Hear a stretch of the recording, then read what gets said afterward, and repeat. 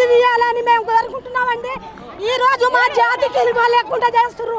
ఈరోజు మమ్మల్ని చాలా అవునంగా పంచుతున్నారు. కాబట్టి మాకు ఒక మంత్రి పదవి కావాలని మేము కోరుకుంటున్నాము. మాకు ఒక మంత్రి పదవి ఇవ్వాలని అది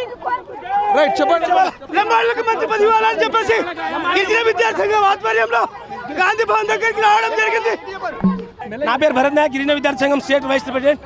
ఈ రాష్ట్రంలో లంబాడీని మోసం చేసి ముఖ్యమంత్రి గారు నల్లమల్ల ముందు నాది కూడా నల్లమల్ల, మేము నల్లమల్ల అచ్చంపేట నుంచి వచ్చినాము. ఈరోజు క్యాంపస్లో వేలాది మంది తెలంగాణ రాష్ట్రం నుంచి వచ్చినాను. అదే కాకుండా లంబాడీలను మోసం చేసి ఈరోజు ముఖ్యమంత్రి గద్దె ఎక్కిండు. దానికి నిరాకరించి ఈరోజు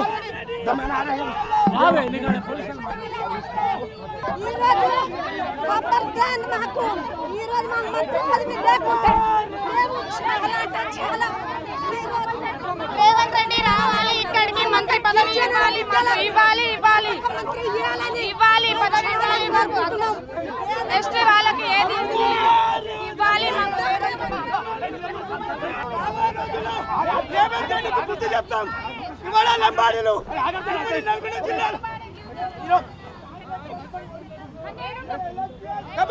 రేవంత్ రెడ్డి నిన్ను కోడంగల్లో తప్పకుండా ఓడించమని ఈ సందర్భంగా తెలియజేస్తా ఉన్నాం.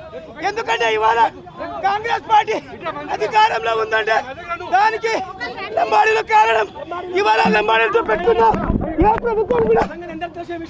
రైట్, ఏదైతే లంబాడీలకు సంబంధించిన కొంతమంది నాయకులంతా కూడా విద్యార్థి నాయకులు అయితే గాంధీ భవన్ ముట్టడికి వచ్చినారు. ప్రధానంగా లంబాడీలకు మంత్రి పదవి ఇవ్వాలంటూ వాళ్ళు డిమాండ్ చేస్తూ నిరసన వ్యక్తం చేస్తున్నటువంటి పరిస్థితి మనకు కనిపిస్తుంది. కొంతమంది మహిళలు, కొంతమంది విద్యార్థి నాయకులు అయితే గాంధీ భవన్ ముట్టడికి వచ్చినటువంటి దృశ్యాలు మనం చూస్తున్నాము. సో కొంత పోలీసులు వాళ్ళని వాహనాల్లో తీసుకెళ్తున్నటువంటి దృశ్యాలు అయితే ప్రస్తుతం మనం తొలివేలు స్క్రీన్ మీద చూస్తున్నాం. ప్రస్తుతం మనం గాంధీ భవన్ ముందున్నాము.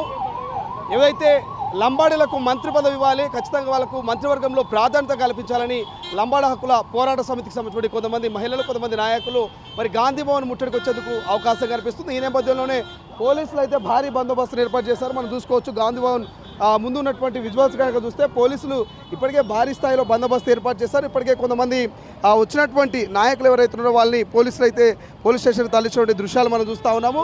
అండ్ దాంతోపాటు ఏదైతే రేవంత్ రెడ్డి గారు ఖచ్చితంగా మరి లంబాడీలకు, గిరిజన బిడ్డలకు న్యాయం చేయాల్సినటువంటి అవసరం ఉందంటూ వాళ్ళు డిమాండ్ చేస్తున్నారు.